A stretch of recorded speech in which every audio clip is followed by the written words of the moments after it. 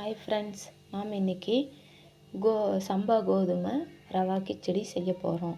அதுக்கு முதல்ல ஒரு கேஸில் குக்கர் வச்சுருக்கோம். அந்த குக்கரில் ஒரு கிண்ணம் அளவுக்கு சம்பா ரவை எடுத்துருக்கோம்.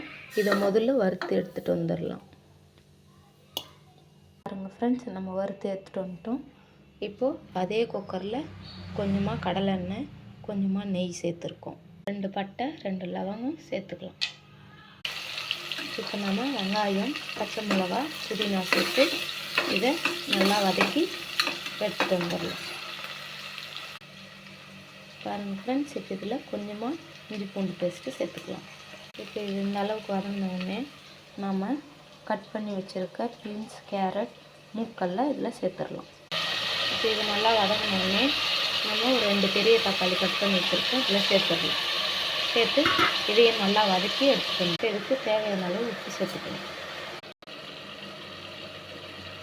பாருங்கள் ஃப்ரெண்ட்ஸ், இது இந்த அளவுக்கு வதங்கினோடனே நான் அந்த கிண்ணத்தில் ஒரு கிண்ணம் ரவை எடுத்துருக்கேன். இதில் 3 கிண்ணம் தண்ணி எடுத்துக்கலாம்.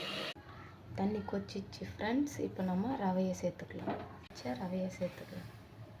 இது காலையில் பசங்களுக்கு டிஃபனாக செஞ்சு கொடுக்கலாம். இப்போ நம்ம ரவையை சேர்த்தாச்சு. இப்போ குக்கரை மூடி ஒரு 3 விசில் விட்டு. பாருங்கள் ஃப்ரெண்ட்ஸ், சூப்பரான சம்பா கோதுமை கிச்சடி ரெடி ஆயிடுச்சு.